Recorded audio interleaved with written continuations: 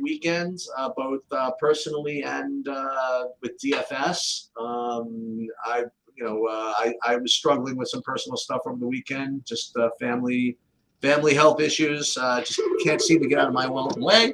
Hang on one second, and there it is. Hold on. Just started recording. What's up? Yeah, guys, it's good to be back with you, and we've got a nice slate and a full-size slate. It feels like I'm sort of groggy. I've actually just been getting over an illness as well, so I got like a one-day flu starting yesterday. It's kind of weird. Anyway, Sheet, sorry, go ahead. So just family-related health issues, not directly with me, but just this is what happens when you're in the sandwich generation. You have to take care of yourself, your kids, and your parents. It's just creates more opportunity for variance. We'll leave it at that. I was able to get most of the projections done this weekend, and I did play to various degrees of failure.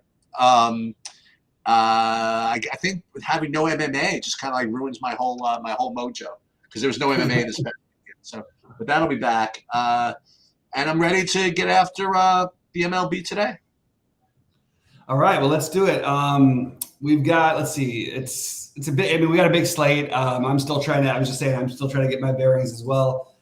Just a little, a few days off and also not, getting that sickness. I'm still like catching up, but it looks like a really good slate. And I sort of think it's, the way we're going to figure it out is going game by game and figure out what I want to do because I haven't decided yet from first looking. I haven't decided yet, but I actually did take a pretty decent look at it. So I do have some opinions, and we'll again. I also took a look at FanDuel. What I'm going to be doing with FanDuel. I think I'm going to be selective with respect to when, like, if the big buy-in is paying like a lot, like I'll play that day or something like that. Yeah. But I won't play every day. I think that's what I'm going to do with the FanDuel. Basically, what you do. Basically, what you do. Yeah. Right. So I'm probably going to be doing some of that. But I think it's a good mixture of top spend ups and some mid rangers and some cheapos as far as pitching goes. And I think with hitting, I'm a little more dialed in to my top options on FanDuel than I am on DraftKings. DraftKings, I can make cases for just a whole bunch of teams.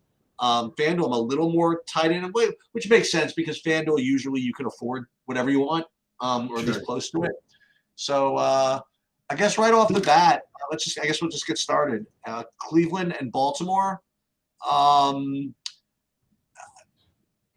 not getting to either of these pitchers. With respect to the hitting, I have both of them as kind of in the mix on DraftKings for me. I don't really have them as big priorities or anything like that, but I do think that Baltimore is a decent option against Quantrill at home with the good park and stuff like that. I'm probably not going to prioritize them, although it's fair to say that when I did look at the slate like overnight and I just kind of looked and said, ooh, which team I want to play, Baltimore was kind of like my dummy stack, which I kind of got to. But after looking at the numbers and stuff, I don't have them rated quite as high. Quantrill has been he's been very tough to get to. Let's put it that way. So I have Baltimore and Cleveland both in the MME mix, but not as priorities, and I'm not getting to any of the pitching. Yeah, I think it's interesting with the Baltimore one because I'm sort of stuck on this one a little bit. Like I think that for one thing is like, I got the right day? Yeah, Gibson's been decent enough to consider, and Cleveland with the not striking out thing is one thing, but only hitting singles is another thing. I'm probably off the pitching as well, and I sort of agree that I think that Baltimore might be a reasonable secondary stack. Probably not going to be a priority for me, but I do think that they're interesting. It's sort of interesting how their lineup shakes out. They've got a few guys who are questionable. So I have Baltimore as okay, but certainly nothing from this game that I'm heavily prioritizing. All right. What do you got? So next up we have Texas and wait, hold on. What is going on with my slate here? I keep taking me to different days. Something's going on with my thing. I've got the wrong day. That's why. Okay. Sorry. Sheets, will you start off the next one? Sorry about that. Yeah. So I have Milwaukee and Toronto next. Now, what's interesting about this one is there was a day, I think it was last week or 2 weeks ago. I think it was last week where Milwaukee was playing San Francisco, and there was all this stuff about how Alex Wood was going to be a really, really good play because Milwaukee has apparently been really, really poor against lefties. I'm not hearing the same type of buzz in this matchup, but I think if you believed in that narrative or even the numbers, I can't imagine why Kikuchi wouldn't be a good play as well. If Milwaukee is in fact kind of poor against lefties, Kikuchi is the type of pitcher that can give a lefty-heavy lineup some issues. So he's not really showing up as like a major projection piece for me. And he's like kind of one of like 100 guys that can use second. But I think it's very, very logical. So I'm gonna release Kikuchi as a decent play here. And with respect to the hitting, it's weird. Like I'm getting, depends how I rank them. If I just go based on value, I'm actually getting a little bit of Milwaukee, if that makes any sense. I'm just kind of like repeating what I have here. And I'm really not getting too much of Toronto, although I would think that I would want to because I don't know, Hauser just seems like a guy that I like to attack. So I'm a little confused with the way projections are coming out on this one, but just kind of instinctively, what I know about whatever, I think Kikuchi's probably in the mix. Yeah, I get the logic for the Kikuchi thing. It's not like he's super cheap, like Wood was on a small slate, which is probably part of the problem. Also, better, I don't know. Milwaukee's a good hitter's park too, but Toronto's definitely an upgrade at this point, I think. So I see all the sides of it. I could see an argument for Kikuchi. I'm not going to use Hauser. I just want to point out that he's probably not quite as bad as like maybe people think he is, and just doesn't give up power. I don't think that matters against this Blue Jay team. There's enough power of their own. I am going to have the Blue Jays as one of my teams today, but I definitely don't feel, like it's a good bullpen behind Hauser. They got lit up a couple times, which is sort of thrown off their season numbers for their bullpen. But I'm on board with Toronto as of right now, especially at their ownership being a very interesting stack. And I think that, you could definitely take some bats. You've got, Darren Ruff at 2.1, Nolan Miller at 3, although all these guys have pinch hit risk major. Contreras at 3.8. There's some cheap bats on Milwaukee, but it is a weak lineup, especially with the Adames out. So I wouldn't fully be stacking them, but maybe a mini stack for Milwaukee. And I'm definitely okay with a full stack for Toronto, even though I have some concerns of just maybe things not being quite like Hauser not being the absolute worst and Milwaukee's bullpen being solid. So that's my only reservation there. Boy, a lot of hitting spots though. I feel like that I'm going to want to attack today, but they are definitely one of them. Next up, do you have the Mets or the Boston? You have the Boston game. So this is another spot where I think we're going to want to attack from a hitting standpoint. Look, I actually think that Bello is a reasonable tournament play here. And I think that we should be stacking up Boston a pretty good amount. I don't know that I'd want to stack Cincinnati, but you certainly consider them. It's reasonable-ish weather. It's not great, 65 degrees in Boston, crosswinds. And you've got some reasonably priced bets, but Cincinnati would be more of a play on FanDuel if I was going to play them. I do think that Bello right now is probably my highest level of interest, and I do have interest in the Boston bats as well. I'd like to make a site request. When people come in, you said quite often, listen, if you guys want anything content-wise, just let us know. I would like to make a request from you. That's something that you did more of last year or the year before. We've just been too busy, I guess. If you could go back, if you wouldn't mind, and talking more about the umpires. Like last year, I remember. I never did it on the early shows. You were so on it. You were so on it. Like all the extreme umpires on both sides. I'm really under the impression that it's mattering less than it ever has mattered. Oh, really? Okay. Yeah, because I don't think that these giant biases, people are getting away with it anymore. There's been too much talked about in terms of the things that it's just sort of forced everybody to get a little bit. And it's not even they've gotten better. They've just gotten more consistent. But I will get more into it. It's far enough into the season where I will. I just haven't been digging up on my data yet enough on that. But there are some matchups where I will make sure to go out of my way to talk about it. But it's been more rare this year. But I'll definitely get back. No, because you've totally been all over like the weather this year. Like you've been all over the wind and the climate and stuff like that. Again, we can't do everything, but I figured it was worth it. No, but I appreciate that. It's a good tip, right? It's something I'll do. Yeah. So for me, for this game, I think that Bello is a very, very strong, cheaper SP2. I think that people are going to play him as well. I mean, they love playing him, and he's got a good matchup. So I think at 7K, I mean, listen, if you decide to go this route of like the one spend up and the one cheapo, you certainly couldn't get a better matchup. But listen, you got a bad park, but hey, whatever. I think he's very reasonable. And as far as the hitting goes, yeah, I like Boston a decent amount. I have them rated like I like one tier of like 2 at the top, and then I have one kind of tier of 4 underneath. And I have Boston as that part of that tier underneath. And I have Boston as one of my top 4 on FanDuel, actually. So I have 4 on FanDuel, and Boston is one of them. So I'm in agreement with you. I like the Boston side of the hitting, and but I do like Bello as a pitching option. Yeah, and for the Boston hitting thing, just I'll do some more digging into Lively before live tonight, but it's hard because he's basically been a minor league pitcher with kind of confusing stats where he's had like a really good ERA and a reasonable whip, but then he's striking out like only one guy every other inning. So, which seems like there's no way you could have sustainable success in modern day baseball like that. So I got to figure a little bit more out about Lively. I haven't, he pitched on all those Cincinnati 640 Eastern games that don't make the main slates and stuff. So I haven't really talked much about him before. So I need to do a little more digging on him before I fully commit. But I do have Boston as one of the top spots, no matter what. Yeah, these guys are kind of expensive though. I mean, Devers is 6,000. Even the Yoshida is almost 6,000. Yeah, but then you get Turner, who's only 3.7, Duran's only 3.8, Kike 3.4, Casas 2.7. Yeah, the value comes a little later in the order, I think. And I like the guy. I like playing guys like Casas Valdez. I remember I had a couple tournament wins this year. You had one, if I'm not mistaken, or a good one, a close one, where you had the Valdez, the bottom of the Boston stack.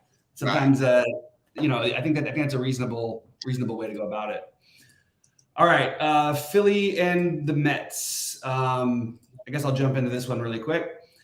I have very little interest in the pitching. I understand that some people will play Senga. This feels like a kind of matchup that would be bad for Senga. I've come more along to terms with playing him in certain spots. I don't think this is going to be one of them. And you have, it's 66 degrees, 10 mile an hour winds blowing in from right field. Ranger Suarez has, to say that he was terrible his first 2 starts, it would be an understatement. And even his last start, he didn't look great either. Look, man, you got to find the plate, and he's having trouble doing it. He's still trying to come back. It is weird though, because I keep going back and forth in my head in this morning. 5.2 is probably cheap enough to where you could justify taking a shot on him.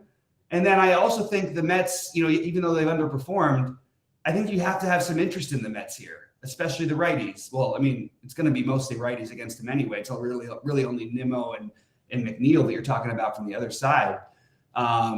So I do think the Mets are an interesting stack, and I think Suarez is kind of an interesting pitching option. I know that's a little weird, but I think Suarez is a wild card play in general, and he's 5.2K and no one's going to play him.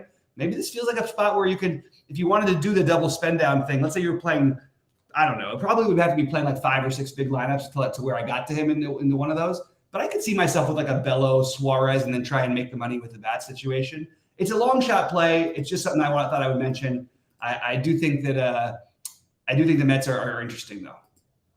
Yeah, I'm unfortunately on detox / Betty Ford Clinic / recovery, and I'm not allowed to play these Ranger Suarez plays for a while. I've just done too poorly with them, like these 5K 4,800, these Patrick Corbin, Jordan Lyles combinations, these like $5,100 guys where I don't need to, and stuff like that. So if it's a good play, then great. Someone can play it. I'm just not allowed. My sponsor will yell at me, so I just can't do it. For me, I would rather just start with something like I have on the board, like Kikuchi Bello, if I wanted to spend down or something like that, and not have to worry about the 5,100 Ranger Suarez situation. The Well, listen, strange thing point per dollar looks perfectly fine. You know, can I throw one thing out that if you played Rangers, if it was last year at this time, and we were having the same conversation, and the prices would have been switched the same way they are now. Suarez would have been the expensive one. Kikuchi would have been the cheap one, and we would be talking, and we would definitely not be playing Suarez, but we would probably have been considering Kikuchi at 5,200. So it's just kind of funny to think how things change, and partly pitching changes too. But I just wanted to throw that out there because it's kind of a reversal. But I actually have the Phillies as kind of like a weird secondary option. Again, just because the way I'm just staring at my board here, there's so many different options to go to. That's why I have them. That's it. They're not a priority or anything like that, but they're secondary. I'm not getting to. Am I not getting to Senga? No, I have Senga is also. He's a second tier pitcher also. So maybe you're right. Maybe you can play him. But I'm not. I just can't do Suarez. That's just where I'm at. Yeah, I just want to point out that part of my issue, I would like to stack Philly better. If it was like a little, let's say it was like let's say it was in Philly first of all, or if it was like 80 degrees and the wind was blowing out or something. It's a little different than when you have a bunch of lefties and there's 10-mile-an-hour winds blowing at you, because it makes it harder to get those home runs. But one thing I'll say about Senga is he's got one of the highest walk rates of anybody per batter. He's walked like 4 guys at least in every game. And this is a team that has too many guys who are patient to where they're going to probably make you pay for that. They're also really good at capitalizing in the zone historically. This year they haven't been so much. So I could get behind the Philly argument if it was a smaller slate or if there was a little better hitting weather for the lefties. Who's got the better tricks, Nicolas or Greinke? That's Nicolas is a real pitcher and he's a good pitcher. Greinke is not. Greinke's not winning anybody anything ever. All he's doing, his thing is he can get through innings quickly, and he's not gonna usually get as much shelled because he doesn't walk anybody. What does he walk? 2 guys. He's averaging his walk rate is like it's basically like 4 times better than Senga's, maybe even better than that. And he's put up some like reasonable 15 games, but you're never playing. I just don't think you're ever playing right if you're ever playing Greinke on big slates. Like unless he's like 4,800, I just don't think it makes sense. I got St. Louis. I have St. Louis as a secondary stack option here, actually, right alongside of Philly, Boston, and one other team I'll get to, just below my first group. But I actually do like St. Louis here against Greinke. St. Louis, I tell you this, they almost got perfect gamed in the bullpen by that Mayers guy who's not bad from Kansas City. Kansas City pitched almost 7 perfect innings out in relief before they finally got to him in the 8th, which is a couple of hits. But so St. Louis is struggling all year, honestly. But maybe on the one hand, you could say Greinke's a good place to get right, but on another hand, I mean, guys like that are frustrating. You know what I mean? Like when you're trying to overswing and break out of a season-long slump, it's like the last guy you want to face is like Zach Greinke. But I do have St. Louis rated high, and I'll probably lose money, stacking against Greinke for the 8,000th time. So they're going to be in there, and I'm not going to get to any of the pitch. Yeah, it's kind of weird with St. Louis because they had that weird in 3 days they had a 16-run game, or 4 days they had a 16-run game and an 18-run game. Then they had a 10-run game against the Dodgers a few days later. Basically, all their other games are like in the 0 to 3 range of scoring runs. I'm definitely okay with St. Louis. Again, I don't always love to stack against a full stack against Greinke, but it's 85 degrees there. It's like really good hitting conditions, and you have like reasonable bats. I just don't know if I'm just debating whether I want to make it a full stack. And honestly, I'm trying to trim stacks, not add too many, because I've liked a lot of the ones we've talked about already. But I do have St. Louis as one of them, and I certainly could see it getting out of hand especially if they get to Greinke early. I understand the bullpen was good last night. That makes me even like it doesn't mean anything to me. I'll bet against these bad teams' bullpens just consistently because they're going to be bad and they're going to get worse as the season goes on. And I'm on board with St. Louis, although I'm just probably not as excited about a full stack from a team this expensive that's this often underproducing. But they're definitely one of my teams to consider, and we'll revisit the ones that we like the best at the end of the show. What is the weather in Chicago? You've got 8-mile-an-hour winds blowing in, but it is 69 degrees. Should affect the game, but I don't think it's going to make it like crazy. All right, I have a I don't couple think of it's going to be comments. like I have a couple of comments about this game. Or we'll do the Chicago Cubs first, then we'll do the White Sox. So Chicago Cubs first. So McClanahan is one of the top pitching options. He's very very expensive, but he obviously has a ceiling. He's also walked some dudes this year, which is it's a little annoying at 11-4 if you walking guys. So there's that issue, and the Cubs, obviously the leaders of the free world, the greatest team in history. So nonetheless, McClanahan is certainly a very, very strong option, and I'll be curious to hear where you come in on that relative to guys like Gallen, for example. The interesting thing is and listen, you were kind of on this like really early in the season. I'll tell you something. You know what pitchers do? Pitchers put up real big ceilings against Tampa sometimes. And Tampa is like an amazing team who might win the World Series, but team guys put up ceilings. Marcus Stroman had a complete game shutout yesterday, and that was his first. What's that? He didn't no hitter for a while. Yeah, he had a complete game shutout. His first complete game shutout, I think, in like 100 years. I think it's his second lifetime. He was awesome. He was awesome, and I'm not saying Hendricks is ready yet. You know what I mean? He's maybe just a couple off an injury or something like that. And I don't think it's a slate for me to do it at 6,600. But I've definitely made worse plays than Kyle Hendricks. Probably not going to do it, but I'm just saying. The other thing I would say is that on the other hand, I do have Tampa as kind of a second tier stack, especially coming off the complete game shutout. Hendricks can sometimes be good, but sometimes not be as good, and I think Tampa is in play. So for me, McClanahan, certainly one of the top options if you can afford it. Hendricks, if I get to him, I'm not Xing him. I'll put it to you that way. And I do like the Tampa hitting somewhat. Yeah, I have no interest in the hitting in this game. It's just not. Again, it doesn't mean there's not guys going to have a game or can hit a home run. It's just you have a really expensive Tampa team in. Look, if there's any wind and that's what we're always taught, right? In Chicago, the wind you can like magnify it by 2. It affects that stadium more than it does any other stadium, and even 8 miles an hour blowing in. If you flip that around, I would consider Tampa. Although Hendricks it's hard to know even what Hendricks is right now. You know what I mean? We have an off season. He's gotten older. A couple of years ago, the guy finished second in the Cy Young voting 1 year. It was like 3 years ago or whatever, or maybe 4 years ago. But I don't think I can make that move with Hendricks. I have no problem taking anybody, especially righties against Tampa Bay. Tampa Bay is the second highest strikeout against righties in baseball. So they have a ton of guys who swing and miss a lot. And yeah, they're a really good all-around baseball team that plays they play like 14 guys too. They're a very weird team, and they're also really hard to stack for that reason.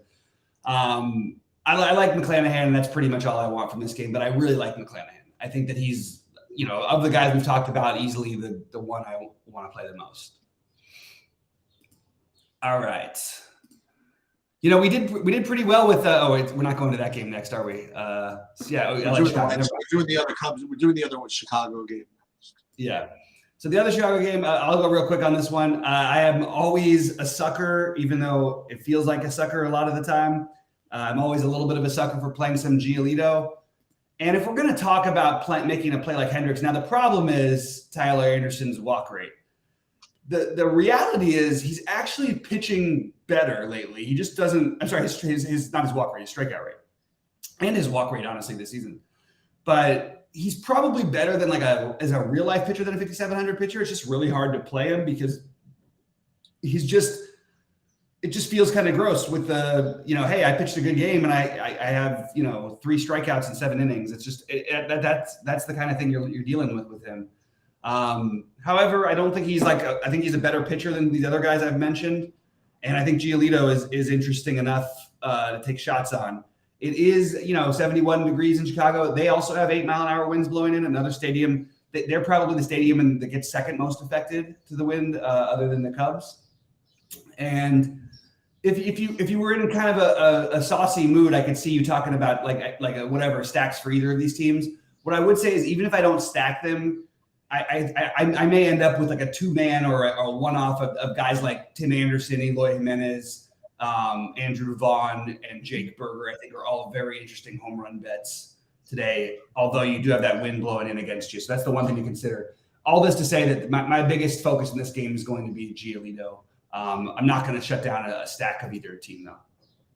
Yeah, that's a interesting decision I'm struggling with right now. Just in case the slate lock now, which it's not. Not so much DraftKings, but FanDuel. FanDuel, I had 4 or 5 teams I was going to think about as far as my 4x4 or whatever.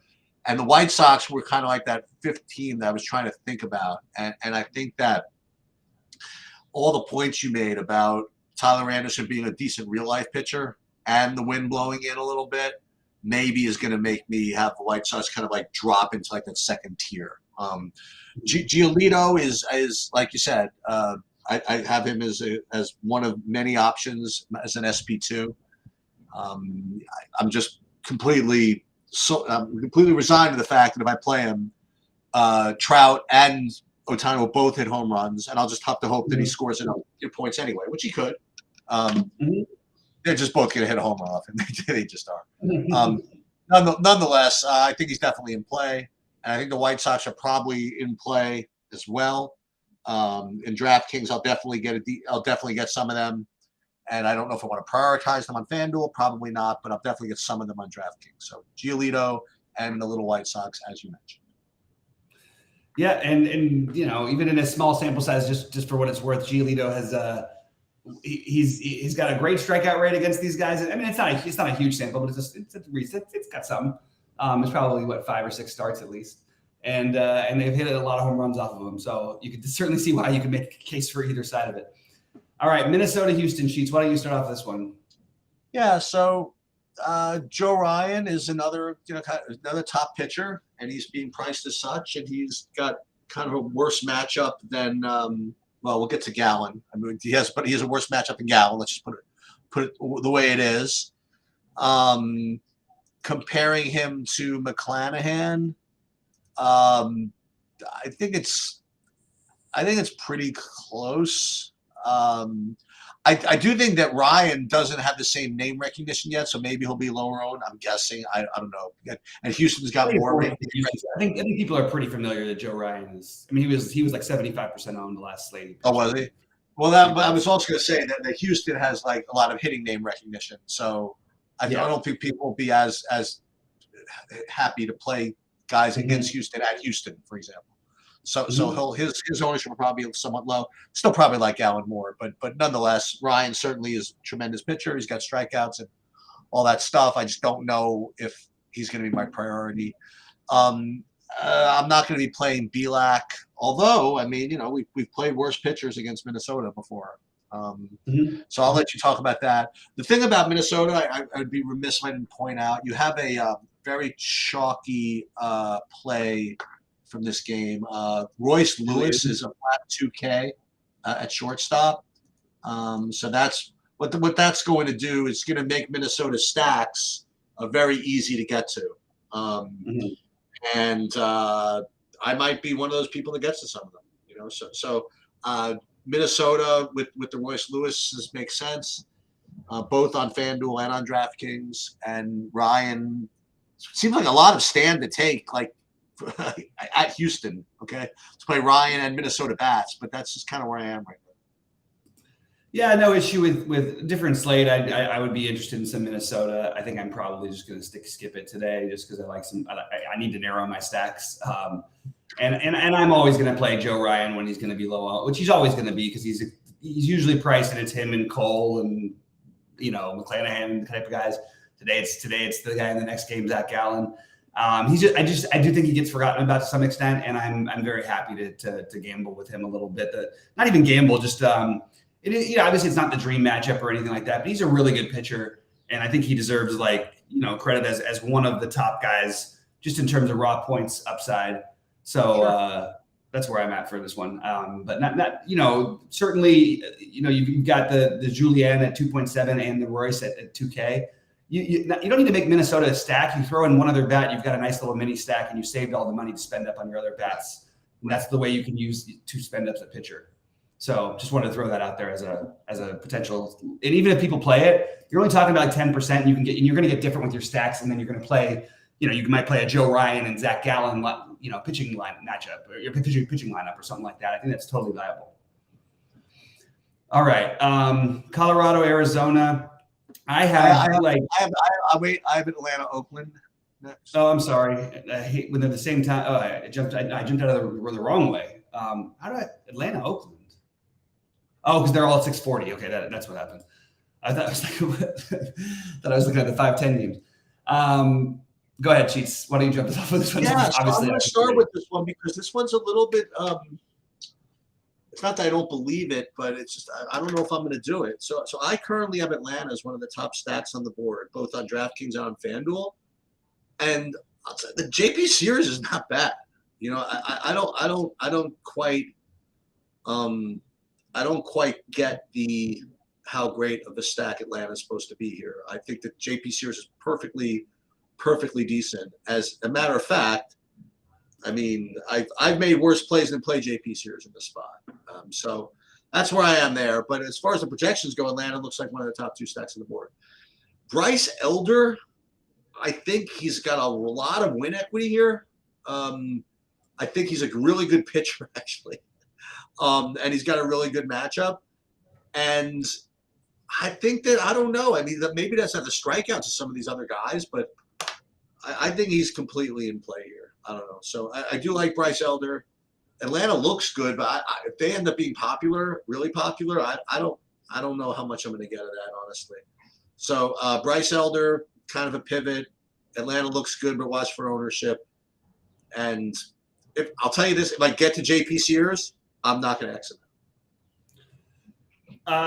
Yeah, I have no interest in JP Sears. I actually don't think he's good, and I think that he's got a chance to be decent at some point, but he's really done nothing. I mean, he's had a couple of mediocre starts. He had a couple good starts, I guess you'd say, back then. But it's not like he's cheap either. Like, I mean, he was $5K like 2 weeks ago. I'm not messing with him. Atlanta's, if you're going to get him, it's usually going to be from a righty. It's look at all these righties in this lineup. It's just, I don't know how Sears puts up any kind of a number. It would take like just the incredible batted ball luck, in my opinion. 60 degrees in Oakland, 10-mile-an-hour winds blowing out. I am completely on board with Atlanta stack. I have no problem with it. Remember, just reminding everybody, Oakland has the worst bullpen in modern baseball history. And it's sort of in a good way, it forces the starters to basically go 5 innings. And that means even if they're getting lit up, a lot of times you'll see them still pitching 5 innings. They haven't seen him before, so I'm willing to. I disagree that I don't think Elder's an especially good pitcher. I think he's an average to maybe slightly above average pitcher. Sure. But if you've never seen him before and it's Oakland, I think he should be higher owned than he's being projected for right now. So I'm totally on board with playing him today. And I'm on board with the Atlanta stack. It's just going to be a matter of how to trim these stacks. And it's hard not to want to play, it feels like the kind of game that could get a little bit ugly. Like you might see it like 10-0 in the 6th or something. And in which case I would want both Elder and that side of it. The one thing I would mention though is that like, I'm not going to play them, but I think we should always be thinking Oakland bats. And I sort of talked about it a lot this year. They just, first of all, they're a better offense than most people realize. They've scored more runs this year than the Padres, by the way. And Padres have spent only like $7 billion on their lineup. And they have they've got a combination of some speed power guys that you can always consider. And they're so cheap today that if you wanted to include any of these guys, I have no issue with it, whether it be Seth Brown or Ryan Noda or Laureano, Langoliers, Ruiz, Rooker. All these guys are too cheap. And I don't want to stack them, but I do think you can certainly make a case to play, another mini stack eligible team, I guess I would say. All right, what do you got for? Or I'll jump in. I'll do this one because then, you start the last one. Wait, no, we got 3 more, I think. 3 more, yeah. The problem is when they're all the same. We have 4 more. Yeah, you're right. I messed up. Okay, so you have Gallen next. Nope. Oh my God. Okay, which one? I'll just get started. So I have Yankees at Seattle, and I think Logan Gilbert's just as good as these other guys. I think that the Yankees are okay. Are they better than Colorado? Sure. but I don't think the Yankees are that great anyway. You know, and so I think Gilbert's just kind of the nuts, like in general.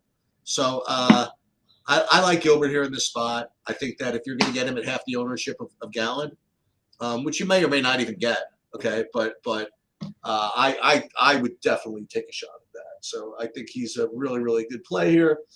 I'm not as much of a Nestor Cortez guy as other people might be in general.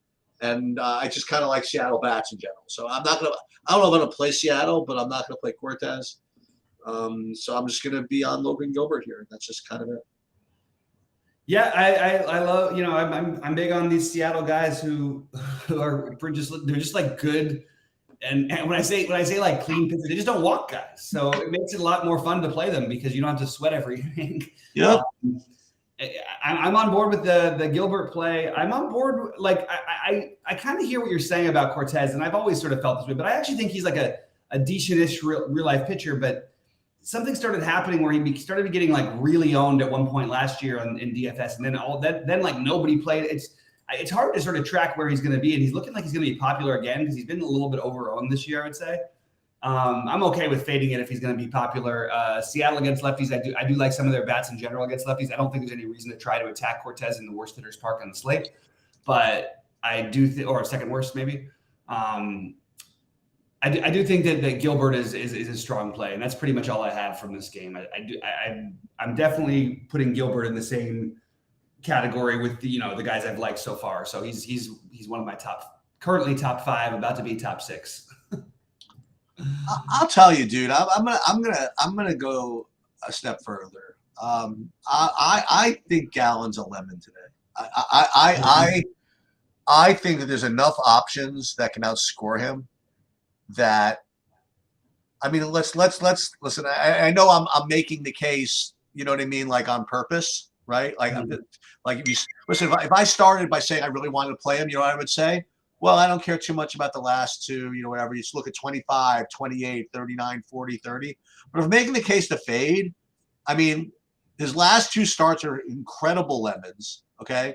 Then a couple of starts before that at Texas, he put up 13. He started off the season with basically doing nothing. He had 4 or 5 decent starts, 4 or 5 really, really good starts. And he's going to be like 60% owned in the big buy-ins. Why do I want to play him? Right. So again, it depends on what angle you're taking. Right. Now, again, like he projects well. He's got a really good matchup. But I don't know. I think on a slate like this where you can have options that even if Gallen pitches a good game, there's still no guarantee that he's the top scorer. I probably want to fade him in the big buy-in if you want to know the truth. I do have him as my top overall play, both on DraftKings and in FanDuel. But the more I'm going through the slate, the more I'm afraid of looking at the chat because I'm afraid like Eric Johnson's out here asking me how many Colorados I want to play. I don't know if I want to do that, but I think Gallen's just going to be one of those guys that's going to project really, really well. That I'm just going to be stubborn and not play.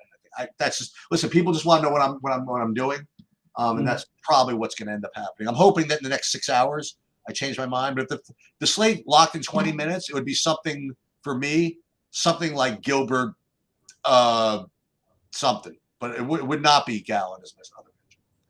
Well, oddly, we have our first open roof game in Arizona in a while, which supports if you want to try and make the Gallen fading case. That definitely supports it a little bit. The scores are a lot higher with that roof open. Ball travels a lot farther. I'm on board with. I am going to play some Gallen. Sure. The matchup is so supreme. I mean. I'm sort of kicking myself because I said a lot of the right things on Friday, and I did some of them. But I talked about Scherzer in Colorado that I felt like was such an obvious play that people wouldn't make, and of course he dominated. And I only played him like 15%, so that kind of irritated me. He was like 1% owned, in all fairness. And by the way, if this game was in Colorado, I would be all over Zach Gallen because you would get him at that lower ownership than all these guys, and it's really the same matchup. I understand that it's different in Coors and everything. Well, they still have to hit the ball, and you're betting on Zach Gallen making them miss. So I'm on board with Gallen. The Arizona stack thing, like I don't stack against Freeland in Colorado, so it's going to be hard for me to stack against him in Arizona. But with the roof open and a low-owned Arizona side of things, and they're cheap, I kind of am rethinking that a little bit. So I have agree with that. I like the Arizona stack. Yeah, in general, I just always point out to everybody that this Kyle Freeland is not like all the Colorado pitchers' numbers are skewed. So everybody looks at these for some reason. Sheets. It's so funny how they do it. They don't do this in other sports. There's all these this data out there, and all anybody looks at is the overall numbers. Okay, they all look at and these guys have to pitch in Colorado half the time. You know what I mean? It's unfair to treat them the same as you would in every other stadium, especially for a guy who pitches to more contact. Actually, what's weird is that like Freeland's actually had some decent, and then he'll get really roughed up, which happens to everybody in Colorado. Actually, even in the games he got roughed up, he wasn't even that bad. He's given up, he gives up he'll do the same thing. He'll give, somewhere between 2 and 4 runs and probably get through like 6 innings. And that's just doesn't usually look great for a stack. But then I look at the Arizona side of it and, Rivera's cheap, Longoria's cheap. You pick one of those guys at third base. Then you've got, just very affordable outfielders. And then you've got Carroll and the lefty, who's the best hitter on their team. So I actually could see myself talking myself into like an Arizona mini stack by the end of the day. But I'm not trying to do a full stack here against Kyle Freeland. I think he's just good enough. He just doesn't get lit up that much. He might tonight, but I don't think so. All right. Next up, we have. I usually will do a better job of this. Sorry, guys. It's kind of jumping back and forth. It's Pittsburgh, San Francisco. Yeah, you could start with this one. Okay, I'll start this one, and I am going to say there's not a whole lot that I have in this game that feels appealing to me. I don't know who's pitching for San Francisco. I guess they're going to do the Minaya thing, but it's even that they've sort of backed out of it a couple times and they've gone different routes a few times when this happened. So I always feel like it's up in the air. I don't really want to play Pittsburgh against a bullpen game in 50-degree weather, 57 degrees. I don't really want to play the Giants, but I don't think it's terrible. And I also don't think if we're talking about cheap guys, if you want to go to different with your build, I don't think Oviedo is terrible either. So basically probably a stay away. Maybe Mitch Haniger, Conforto, Lamont Wade type of pieces are interesting because they are very cheap. So yeah, I'm certainly not going to fault you if you get to a San Francisco stack. I probably am not going to today. I actually think they're going to have medium-ish ownership just because the pricing is so good. But I think they're going to be they're a reasonable complementary stack, and I'm fine with that. Yeah, I sort of agree. I don't really have too much interest in any of this. I mean, Oviedo, I just presume I'll just presume to find the 600 and play Bello against Cincinnati. I want to do that. So I'm not going to do that. And the Minaya, listen, it worked once. People have played Minaya coming out of the bullpen, but when did it work? It worked a couple of games ago. He had a great game. That was when he started, though, I think. I thought he came out of the bullpen. Remember, he only pitched 3 innings. Okay, he only pitched. Yeah. But that's not. You can't look for that. Yeah. So I'm kind of off this game. We'll go into. He struck out 8 out of the 9 outs. Yeah, we'll go into the last one. So you have Dodgers against Washington, Irvin against Gonsolin. I guess first I'll talk about pitching. I'll kind of defer to you as far as whether this is a good opportunity to play Gonsolin. I think Washington is. I mean, could be the nut low. I mean, they've actually put up runs for me when I needed them the last couple of days when they were playing against I forget who they were up against, but they put up some good runs. But Gonsolin's a good pitcher, I imagine, and good whip, good everything, and he's got a good matchup here. And I think he's completely in play. That's my opinion. And I don't like Irvin. As far as the hitting goes, I currently have the Dodgers as the top stack alongside of Atlanta, on both sites, both Dodgers and FanDuel. And that's pretty much all I have to say.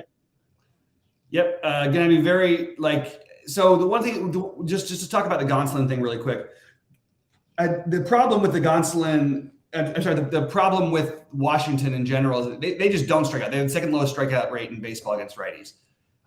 So it's not an ideal upside matchup. However, they also chase too early.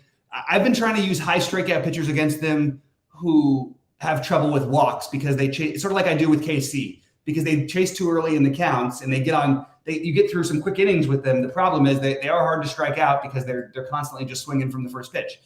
But I do like Gonsolin tonight. He's one of the top 10 pitchers I have, but there's a lot of guys I'm considering here. So So what I've got is I do have the Dodgers. This is the way that part of the way you can get to the Dodgers tonight is if you do one of those weird things and play the two spend downs. There's a lot of guys that talk about spending up for pitching, but it's hard to get to all the Dodgers today. So I think that if you wanted to try to take a shot with spending down on two pitchers, this would probably be the stack you use, and you'll probably get low ownership on those cheap pitchers because most people are playing these high to mid tier guys today. So. I also think the Dodgers early on, for a chalky stack and for the best stack on a slate like this, to only have two guys projected to be 10% owned, that's not enough for me to get off of it. So I'm totally in on the Dodgers stack. I have them basically as, I don't know if I have a combination group of Atlanta, Toronto, the Dodgers, and Boston that are all very similar to me. And then followed by the Mets, St. Louis, Arizona, San Francisco for mini stacks and for value saving options. For pitching, I have at the high end, I have McClanahan, then Gallen, then McClanahan, then Ryan.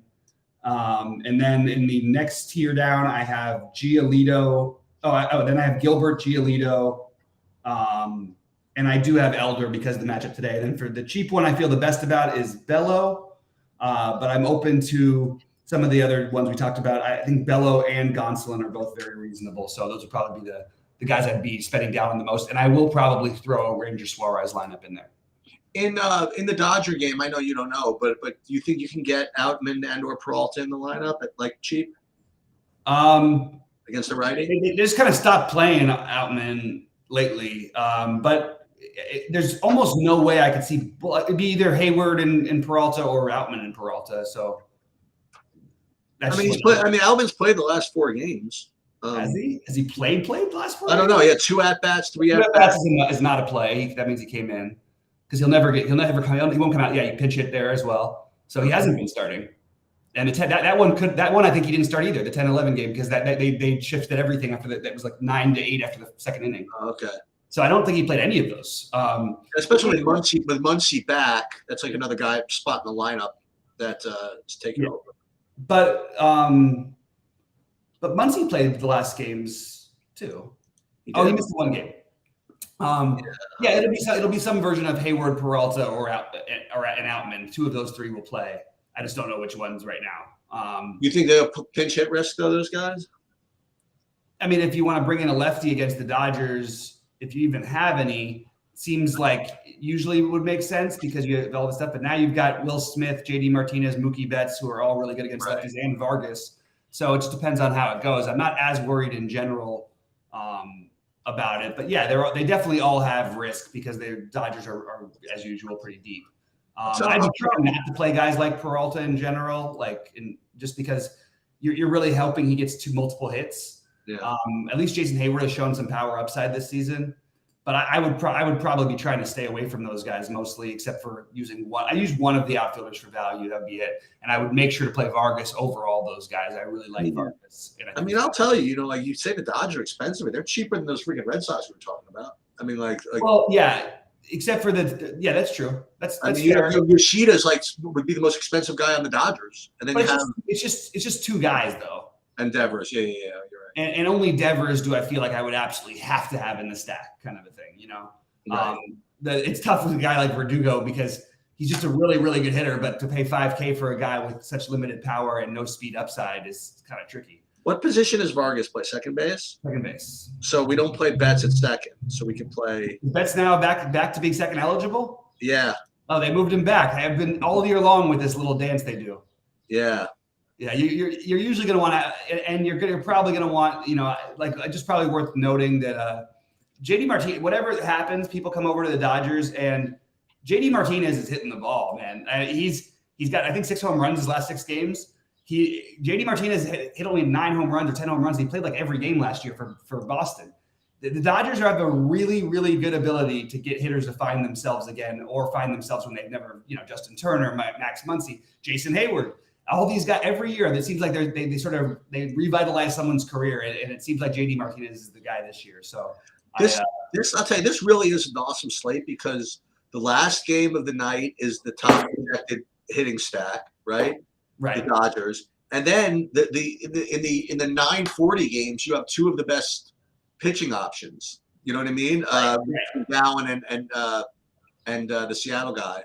Yep. So McClanahan can put up a number at 805, and you're not happy. Not you're not happy, but you better put up a big number. And Ryan at 810, he better put up a big number. It's a really.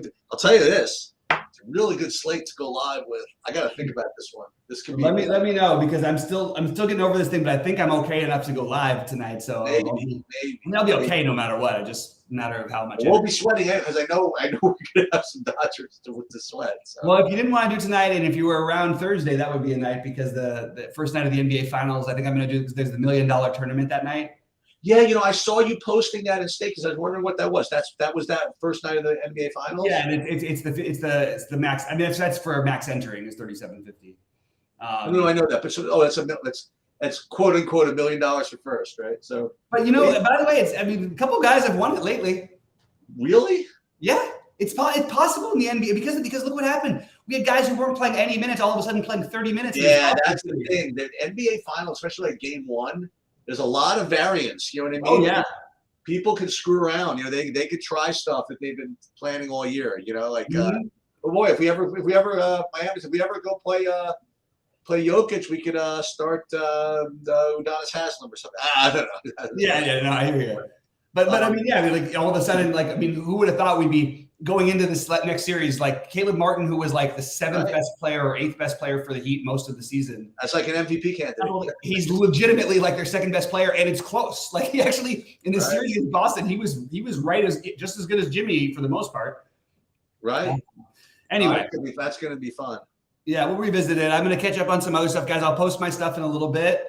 And the only other thing is that tomorrow might work better, because again we got the PGA